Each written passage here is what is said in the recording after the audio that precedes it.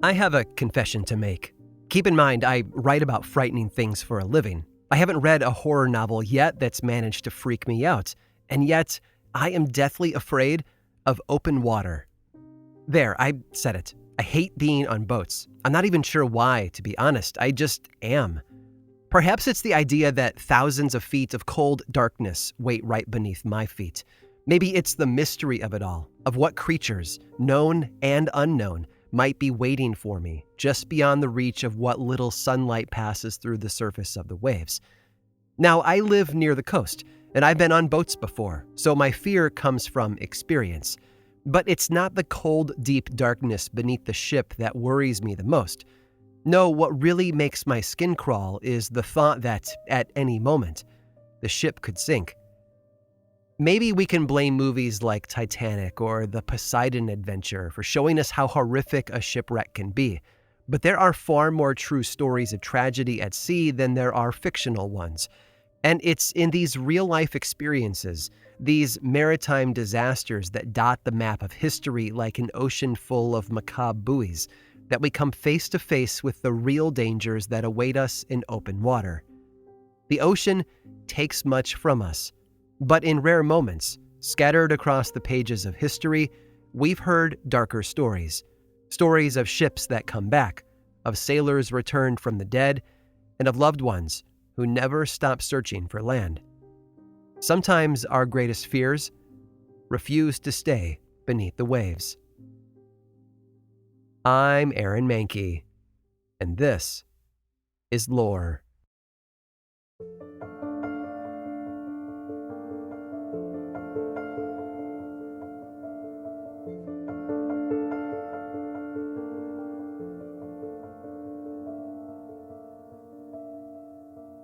Shipwrecks aren't a modern notion. As far back as we can go, there are records of ships lost at sea. In the Odyssey by Homer, one of the oldest and most widely read stories ever told, we meet Odysseus shortly before he experiences a shipwreck at the hands of Poseidon, the god of the sea. Even farther back in time, we have the Egyptian tale of the shipwrecked sailor, dating to at least the 18th century BC. The truth is, for as long as humans have been building seafaring vessels and setting sail into unknown waters, there have been shipwrecks. It's a universal motif in the literatures of the world, and that's most likely because of the raw, basic risk that a shipwreck poses to the sailors of the ships. But it's not just the personal risk. Shipwrecks have been a threat to culture itself for thousands of years. The loss of a sailing vessel could mean the end of an expedition to discover new territory, or turn the tide on a naval battle. Imagine the results if Admiral Nelson had failed his mission off the coast of Spain in 1805, or how differently Russia's history might have played out had Tsar Nicholas II's fleet actually defeated the Japanese in the Battle of Tsushima. The advancement of cultures has hinged for thousands of years, in part, on whether or not their ships could return to port safely. But in those instances where ancient cultures have faded into the background of history, it is often through their shipwrecks that we get information about who they were. Just a few years ago, an ancient Phoenician shipwreck was discovered in the Mediterranean Sea near the island of Malta. It's thought to be at least 2,700 years old and contains some of the oldest Phoenician artifacts ever uncovered. For archaeologists and historians who study these ancient people, the shipwreck has offered new information and ideas. The ocean takes much from us, and upon occasion, it also gives back. Sometimes, though, what it gives us is something less inspiring. Sometimes, it literally gives us back our dead.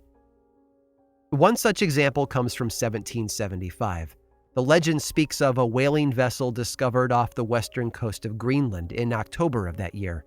Now, this is a story with tricky provenance, so the details will vary depending on where you read about it.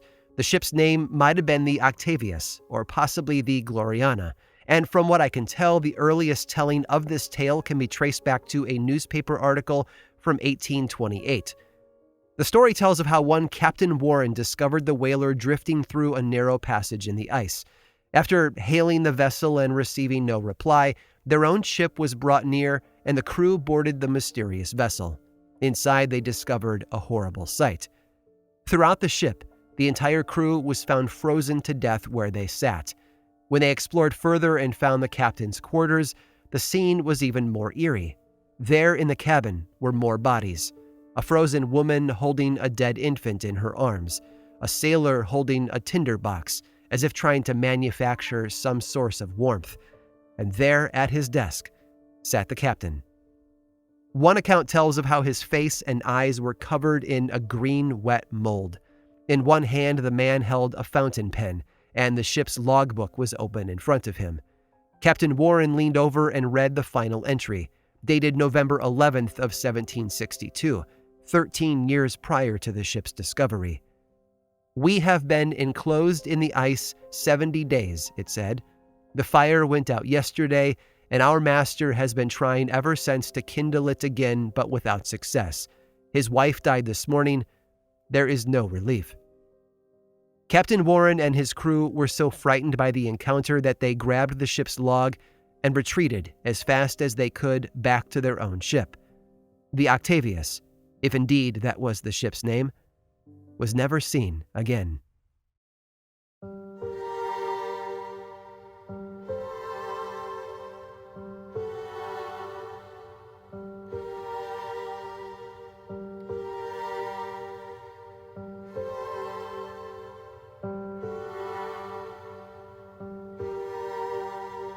The mid-1800s saw the rise of the steel industry in America. It was the beginning of an empire that would rule the economy for over a century, and like all empires, there were capitals. St. Louis, Baltimore, Buffalo, Philadelphia. All of these cities played host to some of the largest steelworks in the country. And for those that were close to the ocean, this created the opportunity for the perfect partnership, the shipyard. Steel could be manufactured and delivered locally and then used to construct the ocean-going steamers that were the lifeblood of late 19th century life. The flood of immigration through Ellis Island, for example, wouldn't have been possible without the steamers. My own family made that journey. One such steamer to roll out of Philadelphia in 1882 was the SS Valencia. It was 252 feet long and weighed in at nearly 1,600 tons. The Valencia was built before complex bulkheads and hull compartments, and it wasn't the fastest ship on the water, but it was dependable. It spent the first decade and a half running passengers between New York City and Caracas, Venezuela. In 1897, while in the waters near Guantanamo Bay in Cuba, the Valencia was attacked by a Spanish cruiser. The next year, it was sold and moved to the West Coast, where it served in the Spanish-American War as a troop ship between the U.S. and the Philippines. After the war, the Valencia was sold to a company that used the ship to sail between California and Alaska. But in 1906, it filled in for another ship that was under repair, and the ship's new route became San Francisco to Seattle. They gave the ship a checkup in January of that year, and everything checked out good. For a 24-year-old vessel, the Valencia was in perfect working order. It set sail on the 20th of January, 1906, leaving sunny California and heading north. The ship was crewed by 9 officers, 56 crew members, and played host to 108 passengers. Somewhere near Cape Mendocino, off the coast of Northern California, though, the weather turned sour. Visibility dropped, and the winds kicked up. Now, when you're a ship at night, even a slow one, losing the ability to see is a very bad thing. Typically, without visual navigation, a captain might fall back on the celestial method, using the stars in the same way sailors did centuries ago. But even that option was off the table for Captain Oscar Johnson, and so he used the only tool he had left: dead reckoning. The name alone should hint at the efficacy of the method. Using last known navigational points as a reference, Captain Johnson essentially guessed at the Valencia's current location. But guessing can be deadly. And so instead of pointing the ship at the Strait of Juan de Fuca between Vancouver Island and Washington State, he unknowingly aimed it at the island itself. Blinded by the weather and faulty guesswork, the Valencia struck a reef just 50 feet from shore near Pachina Point on the southwest side of Vancouver Island. They say the sound of the metal ripping apart on the rocks sounded like the screams of dozens of people. It came without warning, and the crew did what they could to react by immediately reversing the engines and backing off the rocks. Damage control reported the hull had been torn wide open. Water was pouring in at a rapid pace, and there was no hope of repairing the ship. It lacked the hull compartments that later ships would include for just such occasions, and the captain knew that all hope was lost.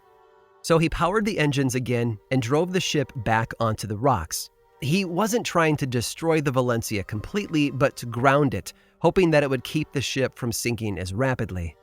That's when all hell broke loose. Before Captain Johnson could organize an evacuation, 6 of the 7 lifeboats were lowered over the side.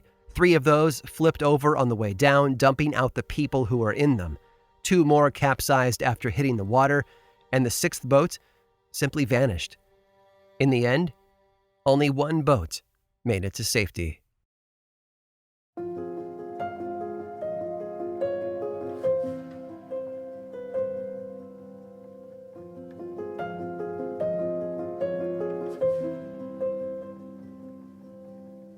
Frank Len was one of the few survivors of the shipwreck.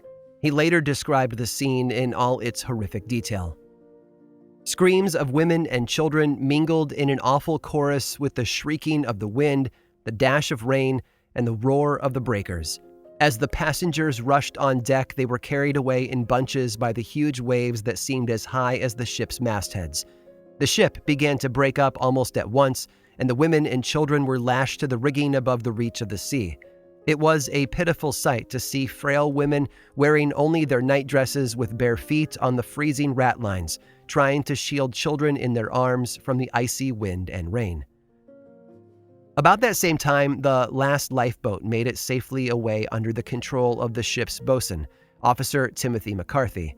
According to him, the last thing he saw after leaving the ship was, and I quote, "the brave faces looking at us over the broken rail of a wreck, and the echo of a great hymn sung by the women through the fog and mist and flying spray."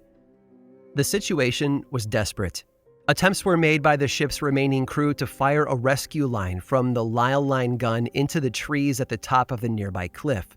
If someone could reach the line and anchor it, the rest of the passengers would be saved. The first line they fired became tangled and snapped clean, but the second successfully reached the cliff above. A small group of men even managed to make it to shore, too. There were 9 of them, led by a school teacher named Frank Bunker. But when they reached the top of the cliff, they discovered the path forked to the left and the right. Bunker picked the left. Had he instead turned right, then the men would have come across that second line within minutes and possibly saved all remaining passengers. Instead, he led the men along a telegraph line path for over 2 hours before finally managing to get a message out to authorities about the accident, making a desperate plea for help. And help was sent. But even though 3 separate ships raced to the site of the wreck to offer assistance, the rough weather and choppy sea prevented them from getting close enough to do any good. Even still, the sight of the ships nearby gave a false sense of hope to those remaining on the wreckage. And so when the few survivors offshore offered help, they declined. There were no more lifeboats, no more lifelines to throw, and no ships brave enough to get closer. The women and children stranded on the ship clung to the rigging and rails against the cold Pacific waters. But when a large wave washed the wounded ship off the rocks and into deep water, everyone was lost. All told, 137 of the 165 lives aboard the ship were lost that cold early January morning. If that area of the coastline had yet to earn its modern nickname of the Graveyard of the Pacific, this was the moment that cemented it. The wreck of the Valencia was clearly the result of a series of unfortunate accidents, but officials still went looking for someone to blame. In the aftermath of the tragedy, the Canadian government took steps to ensure life-saving measures along the coast that could help with future shipwrecks. A lighthouse was constructed near Pachina Point, and a coastal trail was laid out that would eventually become known as the West Coast Trail. But the story of the Valencia was far from over. Keep in mind, there have been scores of shipwrecks, tragedies that span centuries in that same region of water, and like most areas with a concentrated number of tragic deaths, unusual activity has been reported by those who visit. Just 5 months after the Valencia sank, a local fisherman reported an amazing discovery. While exploring seaside caves on the southwestern coast of Vancouver Island, he described how he stumbled upon one of the lifeboats within the cave. In the boat, he claimed, were 8 human skeletons. The cave was said to be blocked by a large rock, and the interior was at least 200 feet deep. Experts found it hard to explain how the boat could have made it from the waters outside into the space within, but theories speculate that an unusually high tide could have lifted the boat up and over. A search party was sent out to investigate the rumor, but it was found that the boat was unrecoverable due to the depth of the cave and the rocks blocking the entrance. In 1910, the Seattle Times ran a story with reports of unusual sightings in the area of the wreck. According to a number of sailors, a ship resembling the Valencia had been witnessed off the coast. The mystery ship could have been any local steamer, except for one small detail. The ship was already floundering on the rocks, half submerged. Clinging to the wreckage, they say, were human figures, holding on against the wind and the waves.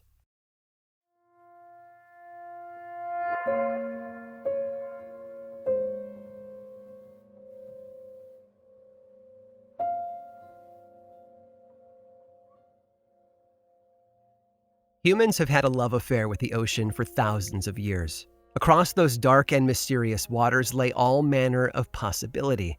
New lands, new riches, new cultures to meet and trade with. Setting sail has always been something akin to the start of an adventure, whether the destination was the Northern Passage or just up the coast. But an adventure at sea always comes with risk. We understand this in our core. It makes us cautious. It turns our stomachs. It fills us with equal parts dread and hope, because there, on the waves of the ocean, everything can go according to plan, or it can fail tragically. Maybe this is why the ocean is so often used as a metaphor for the fleeting, temporary nature of life. Time, like waves, eventually wears us all down. Our lives can be washed away in an instant, no matter how strong or high we build them. Time takes much from us, just like the ocean. The waters off the coast of Vancouver Island are a perfect example of that cruelty and risk.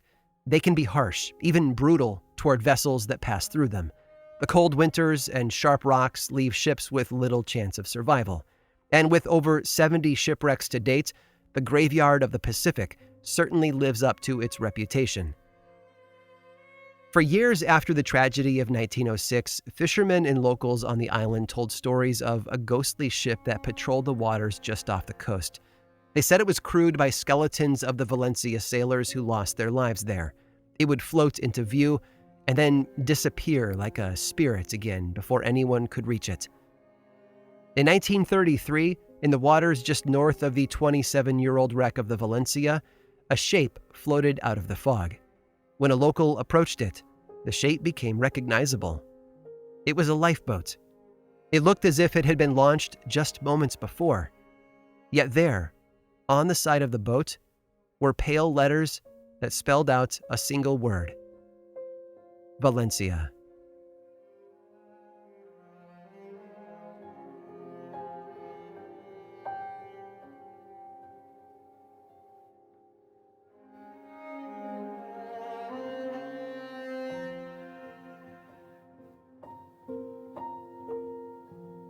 As I've already said, water has a way of taking things from us.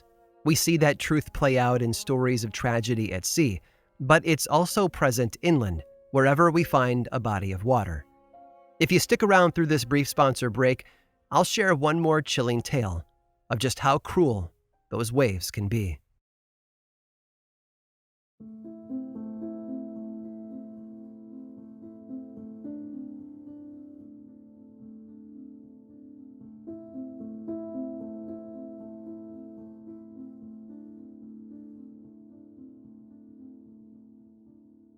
The Marvins owned not one but two local businesses. There was the farm, which sat on the edge of a small lake known to the locals as Fairfield Pond. And about 3 miles away, the couple also owned and operated a sawmill, which was both necessary in the ever-expanding Vermont of the 1840s and also pretty common given how wooded the state was, and still is.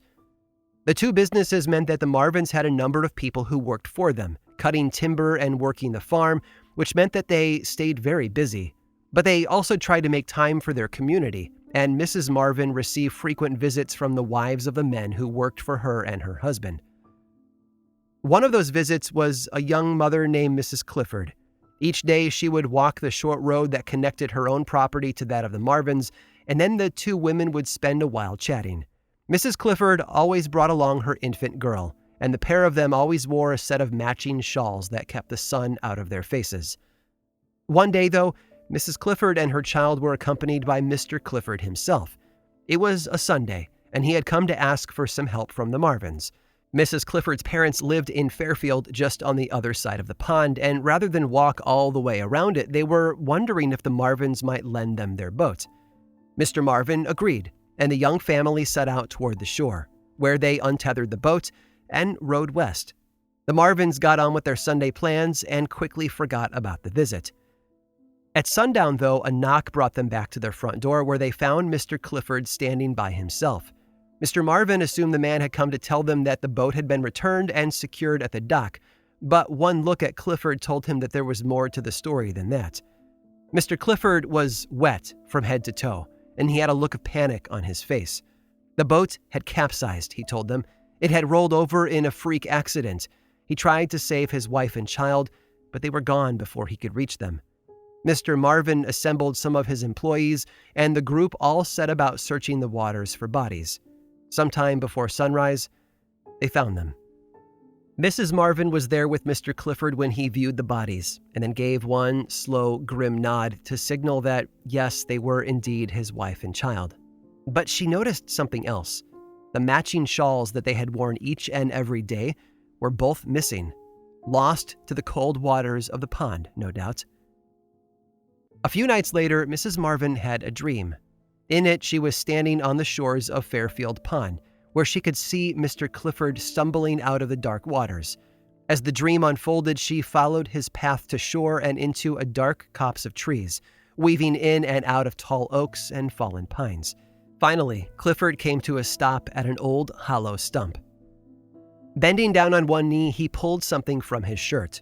There was a flash of color, and Mrs. Marvin recognized the fabric at once. It was the set of identical shawls that Clifford's wife and child had been wearing the day they drowned. She then watched as he stuffed both of them inside the stump and covered the opening from wandering eyes. Mrs. Marvin awoke the following morning with an uneasy feeling. Soon after, she asked one of the farmhands to walk with her to the pond and then veered into the copse of trees there along the shore. Every step felt familiar to her, and the path seemed obvious. A few moments after arriving, she was standing over a hollow stump. The shawls were inside. After the authorities were led to the hidden shawls, Clifford was arrested. He confessed to the murders of his wife and daughter a short while later, and the subsequent trial put him in jail for the rest of his life. Mrs. Marvin, of course, was the most significant witness in the courtroom. Sometimes the thing you're looking for is lost in a dream. And sometimes, if you're lucky, you'll find it there as well.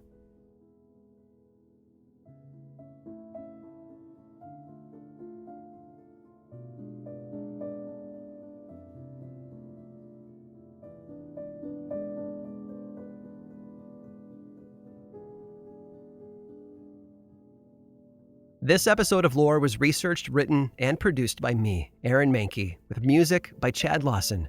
Lore is much more than just a podcast. There's a book series available in bookstores and online, and 2 seasons of the television show on Amazon Prime Video. Check them both out if you want more lore in your life.